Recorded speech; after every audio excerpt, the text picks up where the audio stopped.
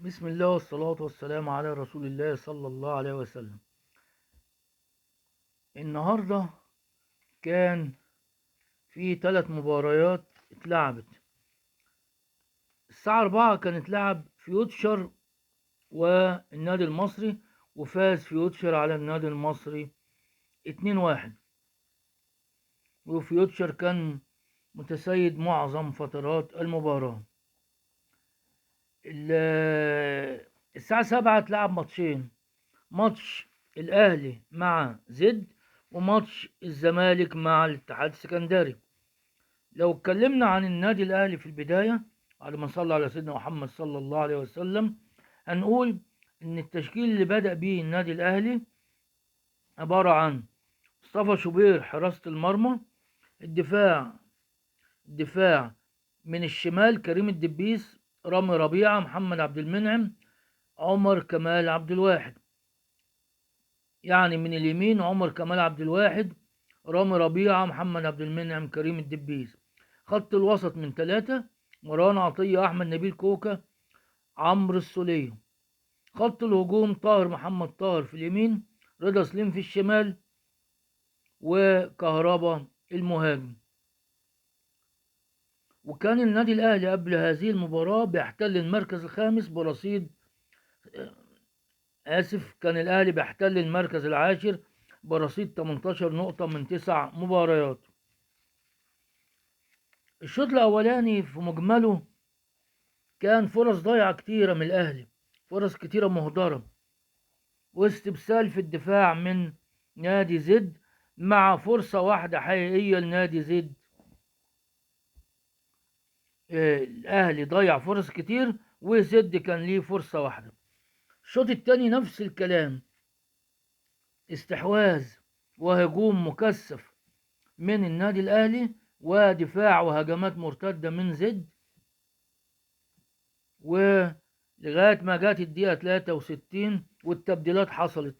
وسام أبو علي نزل مكان طاهر محمد طاهر، أحمد عبد القادر نزل مكان عمرو السولية، وفي الدقيقة 66 نزل قفشة مكان مروان محسن. وربنا يستر ونطمن على إصابة مروان عطية.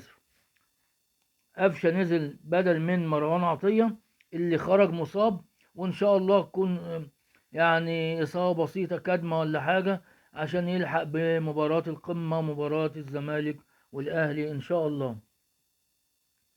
الدقيقة 75 جه جون جميل، لكن ألغي بداعي التسلل، أن كهربا كان متسلل حسب رؤية حامل الراية. في الدقيقة 80 نزل كريم فؤاد بدل من رضا سليم، ومودست نزل مكان كهربا. الفرق جه امتى بقى؟ جه في الدقيقة 87، جون وسام أبو علي من تمريرة من مودست على يمين علي لطفي. تمريرة من مودست ريحها وسام أبو علي اللي أسكنها المرمى على يمين علي لطفي، وده الجون الوحيد. وفاز النادي الأهلي 1-0 على زد، وارتفع رصيد الأهلي إلى 21 نقطة من 10 مباريات، وأصبح في المركز الخامس. طبعا كان المعلق محمد الكواليني، ورجل المباراة عمر كمال عبد الواحد. طب نصلي على سيدنا محمد صلى الله عليه وسلم وننتقل إلى نادي الزمالك وماتشه مع نادي الاتحاد. كان التشكيل: الزمالك محمد عواد جون، الدفاع من اليمين للشمال عمر جابر، حمزة المسلوسي، حسام عبد المجيد، أحمد فتوح. خط الوسط نبيل عماد دونجا، أحمد حمدي، عبد الله السعيد. وفي الهجوم ناصر ماهر وأحمد مصطفى زيزو، والمهاجم الصريح سامسون إكيولا سامسون إكيونولا.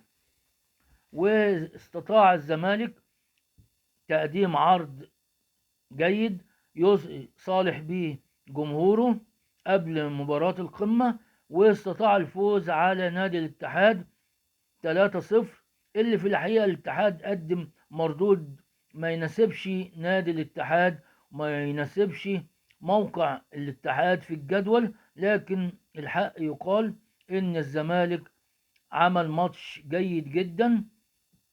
كان متقدم في الشوط الثاني، في الشوط الاولاني 2-0، وسجل الجون الثالث في الشوط الثاني. وبكده الفرقتين الاهلي والزمالك يتقابلوا يوم الاثنين القادم ان شاء الله في مباراة القمة، المباراة المؤجلة بينهما. والى لقاء اخر، السلام عليكم.